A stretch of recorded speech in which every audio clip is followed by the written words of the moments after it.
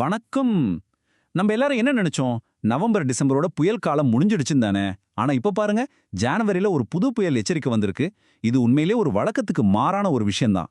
சரி, இந்த திடீர் புயல் சின்னம் எப்படி உருவாகுது, இது எந்த அளவுக்கு தீவிரமா இருக்கும் தான் நாம இப்ப பார்க்க போறோம். ஜனவரில புயலா? இது உண்மையான நீங்க யோசிக்கிறது எனக்கு புரியுது. ஆமாங்க, இது உண்மைதான். வானிலை மாதிரிகள் ஒரு தீவிரமான புயல் சின்னம் உருவாகிறதுக்கான வாய்ப்பை உறுதி செஞ்சிருக்கு.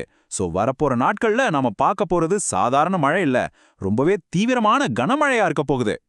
வாங்க இந்த அசாதாரணமான வானிலை நிகழ்வுக்கு மூல காரணம் என்னன்னு முதல்ல பார்ப்போம். இது எங்க, எப்படி உருவாகுது, அதோட தீவிரம் எப்படி இருக்குன்னு கொஞ்சம் விரிவா பார்க்கலாம். இந்த நிகழ்வோட ஆரம்ப புள்ளி எங்கன்னு பாத்தீங்கன்னா வங்கக்கடல் தான். அங்க ஒரு புது காற்றழுத்த தாழ்வு பகுதி உருவாகிட்டு இருக்கு. அது கொஞ்சம் கொஞ்சமா வலுப்பேற்று ஒரு புயல் சின்னமா மாறும்னு கணிச்சிருக்காங்க. முக்கியமா ஒன்னு கவனிக்கணும், அது தமிழக கடற்கரையை நெருங்க நெருங்க அதோட வலிமையும் வேகமும் பல மடங்கு அதிகமாகும். அடுத்து நாம பார்க்க போறது தான் ரொம்ப ரொம்ப முக்கியமான ஒரு பகுதி. இந்த புயல் சின்னம் எப்போ கரையை நெருங்கும், மழையோட தீவிரம் எந்தெந்த தேதிகள்ல உச்சத்துல இருக்கும், இந்த விவரங்களை தெரிஞ்சுக்கிட்டாதான் நாம அதுக்கேத்த மாதிரி தயாராக முடியும் இல்லையா? இந்த கால அட்டவணைய கொஞ்சம் கவனமா பாருங்க. மழை மெதுவா ஜனவரி 8ஆம் தேதி ஆரம்பிக்குது. ஆனா நாம ரொம்பவே எச்சரிக்கையா இருக்க வேண்டிய நாட்கள் ஜனவரி 9 மற்றும் 10.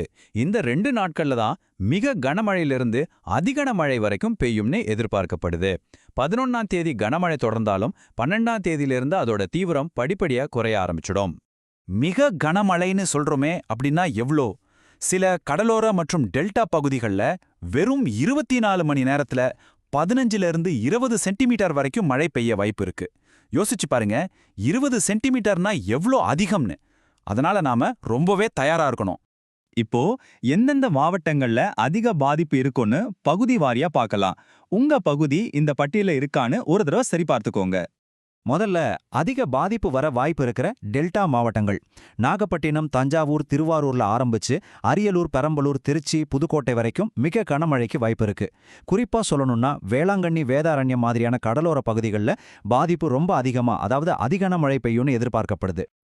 அடுத்து வட கடலோர மாவட்டங்கள் மயிலாடுதுறை, கடலூர், விழுப்புரத்திலிருந்து சென்னை, செங்கல்பட்டு, காஞ்சிபுரம், திருவள்ளூர் வரைக்கும் மழைப்பொழிவு ரொம்ப கடுமையா இருக்கும். முக்கியமா சென்னை மற்றும் அதை சுத்தி இருக்கிற பகுதிகளில் மிக பலத்த மழைக்கு வாய்ப்பு இருக்கு. தென் மாவட்டங்களை பொறுத்த வரைக்கும் ராமநாதபுரம், தூத்துக்குடி, திருநெல்வேலி போன்ற கடலோர பகுதிகளில் மழை தீவிரமா இருக்கும். அதே நேரத்துல மதுரை, திண்டுக்கல், சிவகங்கை மாதிரி உள் மாவட்டங்கள்லயும் இடி மின்னலோட கனமழை பெய்யும்னு எச்சரிக்கை விடுத்திருக்காங்க. இந்த புயல் வெறும் மழையை மட்டும் கொண்டு வராது, அதோட சேர்ந்து வர்ற பலத்த காற்றும் கடல் சீற்றமும் தான் அடுத்த பெரிய சவால். அதை பத்தின எச்சரிக்கைகளை இப்ப பார்க்கலாம். இந்த எண்களை சாதாரணமாக எடுத்துக்காதீங்க. டெல்டா பகுதிகளில் மணிக்கு 60 கிலோமீட்டர் வேகத்துல காத்து வீசும். இதுவே மரக்கிளைகளை உடைக்கிற அளவுக்கு வேகம். அதுலயும் குறிப்பா ராமநாதபுரம் மாவட்டத்துல மணிக்கு 80 கிலோமீட்டர் வேகம் வரைக்கும் சூறாவளி காற்று வீசும்னு கணிச்சிருக்காங்க. இது ரொம்பவே அபாயகரமானது. இது மீனவ நண்பர்களுக்கான ஒரு நேரடியான மிக மிக முக்கியமான எச்சரிக்கை.